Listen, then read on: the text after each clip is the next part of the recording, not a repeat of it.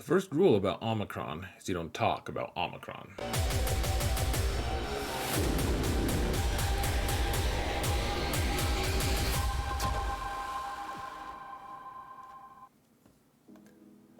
Hello everyone, and welcome to another episode of Xerath Prevails. Folks, we're going to talk about Omicrons today. We've had 1 week of information about them, and it's just this really rough thing where we can't test any of it. So we can do it. We can be okay by observing other people, and so I'm going to show you guys a bunch of different clips, and all the links for all these different characters are going to be in the video description. So if you want to see the full thing, you guys can check it out. But otherwise, we're just going to show you clips from all these different characters, and you guys can make your own decisions or whatever. I mean, obviously I have my own agendas, or whatever you want to call it. I mean, my agenda is to try to find the absolute, the best options that we can. And I know that I've come down pretty hard on the Zam versus Qui-Gon Jinn side, so you guys can see how I think, or what I think about that. I'll show you guys a few different things. We're going to actually talk about the Chirpa Omicron. We're going to talk about the Zam one. I don't have any footage of Talon, though. Unfortunately, I couldn't find any. So we're just going to do it, guys.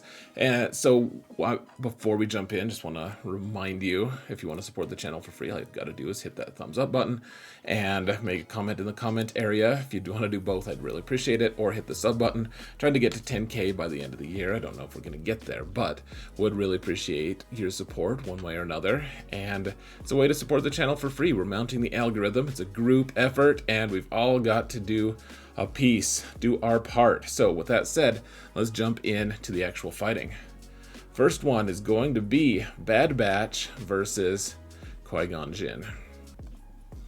So I'm going to show you guys the most common counter to Qui-Gon Jinn, because frankly it's got all the good elements to this team. It's got Qui-Gon, it's got Anakin. Anakin gets to go. It's even got Cam that makes it Qui-Gon fast enough. And here's the thing that happens, folks. So you kill Qui-Gon. So Qui-Gon goes first because he can be pretty quick, and that's what happened. Mundi is here. He is giving him plus 30 speed. So yeah, he's getting a lot of turns, and then Anakin even gets a turn. But then what you do is you have Wrecker just give him a 2-turn stun, and if that 2-turn stun doesn't work, then you're probably screwed. But generally speaking, you're going to be able to land that 2-turn stun on Anakin, and then you kill Qui-Gon. Anakin would immediately get a turn, but instead of taking a turn, he doesn't, because he is stunned. So he takes a turn, but he's still stunned, and then you can just melt the whole team before they actually get turns. So, I mean, this is pretty standard, guys. You can kill Qui-Gon Jinn. This is the best version of the Qui-Gon team. I know that some people are doing Galactic Legends with the team, and maybe that's going to be a really good direction to go, but I also have my skepticisms of that. So now, here's the thing. This isn't a definitive fail, in my opinion. Bad Batch are also really good on offense. You can see my buddy Calvin, awesome. This is during Gambit Fight Night, it's kind of weird and laggy here, but Qui-Gon with Anakin, and then the rest of these guys are either Gear 12 or Gear 11, and the whole idea, of course, is... Oh dear Lord, I pushed the wrong button, didn't I? So it was weird and laggy because it wasn't going, but it's also weird and laggy in the fight itself. So the idea here is to just have Anakin slowly kill everyone. You don't want to lose Qui-Gon, and the AI isn't actually good at targeting Qui-Gon anyways. So that happens, unfortunately. You can see, though, Anakin is able to one-shot both Poggle and Soldier there, and yeah, so then they're attacking the what's her name, Barriss, and that's great, actually. If they're not targeting Qui-Gon, that's wonderful. Like, have them attack at other people, and then Anakin's just going to get turn after turn after turn. And this is really the team that I really enjoy watching this, because they can't kill anyone on the team except for Qui-Gon, and until then, you're just able to destroy your opponent. Now, you're not going to get great banners sometimes, but as it stands, I mean, This also isn't terrible banners. So 62, not too bad. I like Qui-Gon on offense, folks. I think he's going to be much better on offense. Everyone's going to be much happier on offense with Qui-Gon than on defense. He is an offensive character. I don't think he's a good defensive character. He can be gamed. There are bad players, bad content creators, people who don't know the game well, who are making strategy guides and guides that are effective on how to beat Qui-Gon, and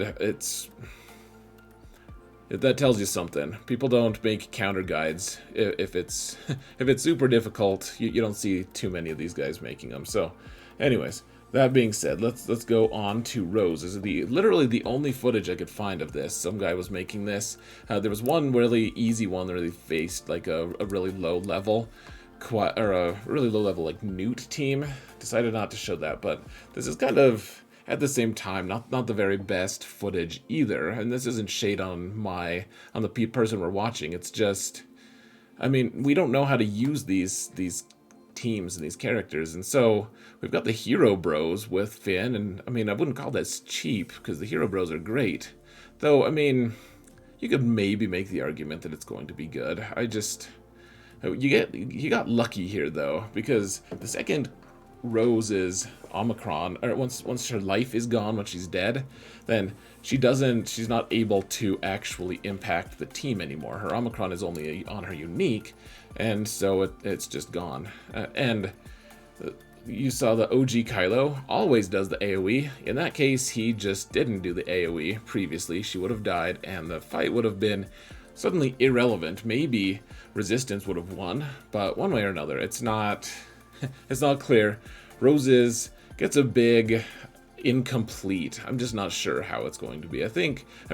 But now you can see they're gaining all the turn meter and stuff. It's not too bad, but the jury's still out about Rose, I think. And also I feel like I want to dismiss her because she is a person to dismiss. So let's just continue on. We've got Zam versus a General Skywalker 501st, and I actually think this is an impractical counter for the most part, because if Rex wants to, he could be 310 relatively easily, and once he gets to 310, you need bounty hunters. You'd need like an Aura Singh and a Mando.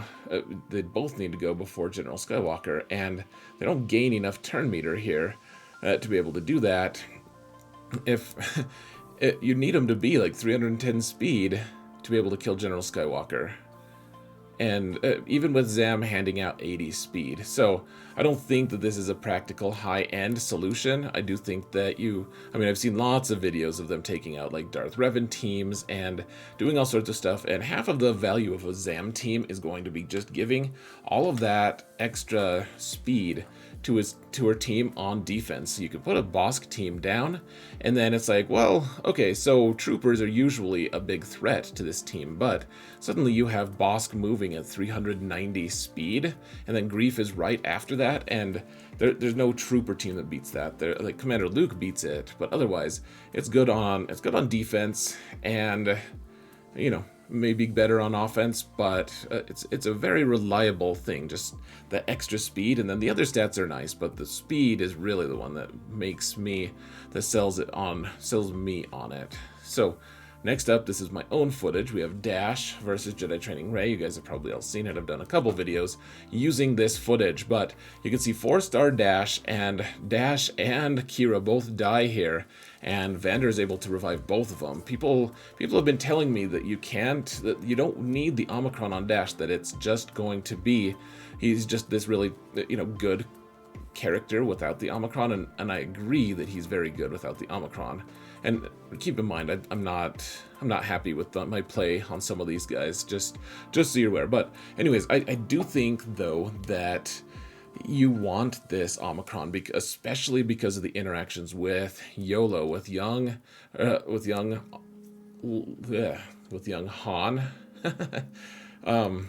I can't say words, guys. It's late. With young Han, because here's the thing, you want to be able to do the big hit with him, but once that goes away, then he doesn't have prepared anymore, and once he doesn't have prepared anymore, he's also not assisting every single time someone takes a move, or at least 75%, or 70% of the time, every time. So You can just see how many times he assists here. Every single time he assists. I mean, maybe not every single time. Like I said, 70%, but it's still not bad. And he's ramping up his damage, and as long as the team doesn't have Vendor Chewy die, which you can make him super tanky, then you should be good. I mean, clearly we're still figuring out the different things about this team, but I'm fairly excited. I'm encouraged by what I see here. We're gonna have to keep exploring it. I have a Relic 5 dash now instead of just 4 stars. It's Relic 5, and we're gonna explore that more next week.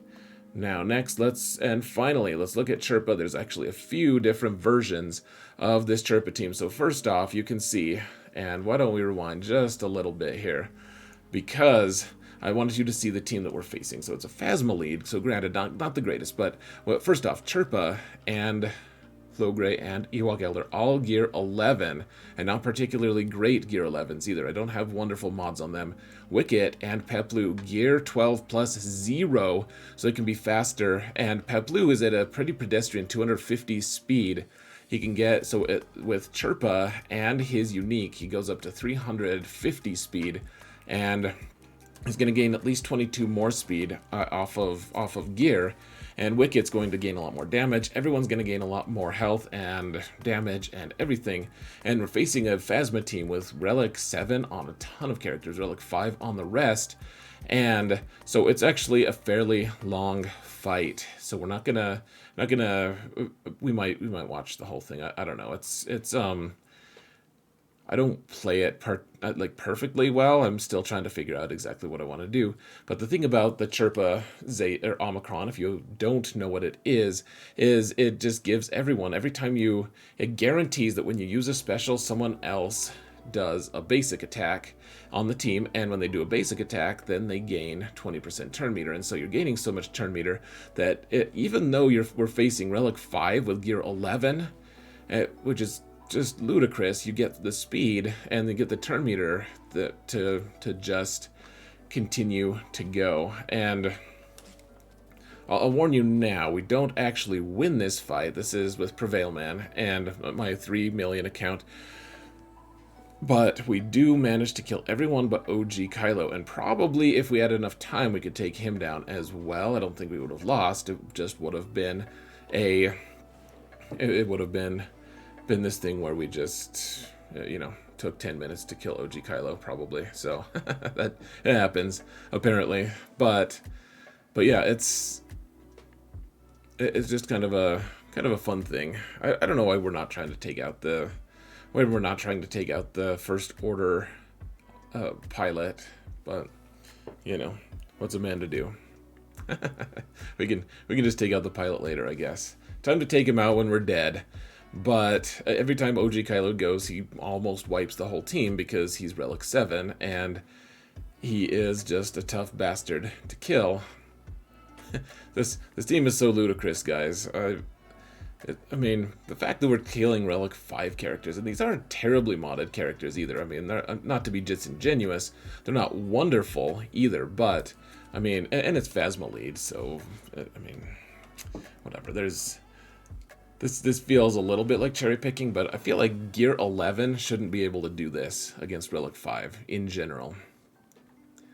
And obviously we lost this fight, but you guys will have to see who we were up against. This is a fairly crazy win. We just needed to hurt this team, and I didn't really have the right teams to be able to do that.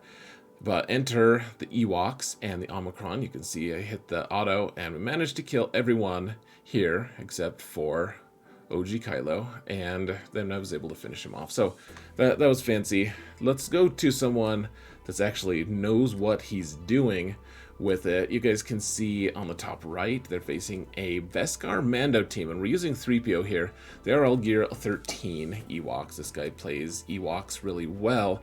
He kills Darth Revan teams with them and stuff. We're going to see 2 different videos of him, then we'll get you out of here. But facing a Relic Bando team, you guys can see all the relics and stuff previously if you wanted to rewind just a little bit. And again, we're going to have timestamps and links in the video description so you guys can see the full stats on these teams that Canuck was able to, he showed him in both videos what his stats are. So You know, this is no joke, guys, just being able to take so many turns. And granted, this is with 3PO, but this is a pretty nice counter if we're only borrowing 3PO and the rest of the team is just hanging out. I mean, look at how much damage Wicket does. Jeez, killing that L3 is, or the IG is madness, and then L3 as well.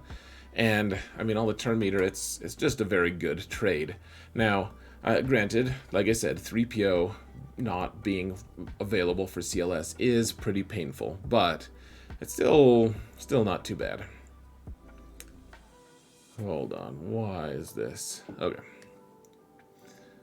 So you guys can rewind it. This is against a Jedi Training Ray team with BB-8 and Rose Tico with Rose's Omicron. And there's a pretty good, decent team. This is almost more of a condemnation of Rose, because why is Rose here? If Rose was R2-D2 instead, BB-8 would have a much better chance of going first. Now granted, I'm guessing that Canuck has a really crazy fast Peplu, and if he does, then that means that he's able to go before BB-8 here. But I mean, let's see, BB-8 can get to over 400 effective turn meter, but I think Chirpa gives Peplu enough to, you can get him up to right around 400 without too much. I mean, you have to give him some pretty expensive fancy mods at that point, but I mean, you can mostly outspeed a lot of BB-8s anyways. So, I mean, this isn't a totally impractical counter, in my opinion, and really the Chirpa Omicron is what makes it possible. So, yeah, this isn't bad. Take out the Jedi Training Ray team for full banners, and you're good to go. So let's do the final grades, and I'll get you out of here. Ooh, here, let's actually cover my face as well real quick. So Qui-Gon Jinn and Zam both get A-minuses. Qui-Gon A- because he does a lot of damage. You can kill. So one thing I didn't cover early on, and I'm probably just, I didn't want to show videos of this because who knows what's going to be the truth about him later. But I know that there's a video floating around of him, you know, killing Supreme Leader Kylo in one shot, and that it was a cool video. And you know, he one shots Darth Revan teams and all of this stuff, but that's only people being dumb. That's just people being dumb, not knowing how to game it. It's not people actually knowing anything about the interaction. And so I can't say that he's a paragon on defense. I can't. I don't believe that he is. I do think he's really helpful on offense and is going to be a really nice tool, especially for people who have Jedi Master Kenobi, because Kenobi's going to be stealing all the good characters anyways, and Anakin is just available to go with Qui-Gon. So I think that is actually pretty nice. It makes me excited to get the Qui-Gon Omicron. Believe it or not, I want it as well, and it'll be a fun tool to have on offense. Zam is good, but she's not transcendent. She's not going to, she helps you beat weak General Skywalker teams, like slow Rex General Skywalker teams. Otherwise, she can kill everything below that, and, you know, Bosk with some speed on him. It's a very impressive team. I have used it on my alt a few different times. The stats she passes are nice, but mostly it's just make your bounty hunters 80 speed faster, and then either put them on defense and make your opponent find a way to beat them, or put them on, keep them on offense and take, you know, just to go forth and pwn noobs with them if you would need that extra speed. A lot of times you just don't really, but you can preserve some mods at least.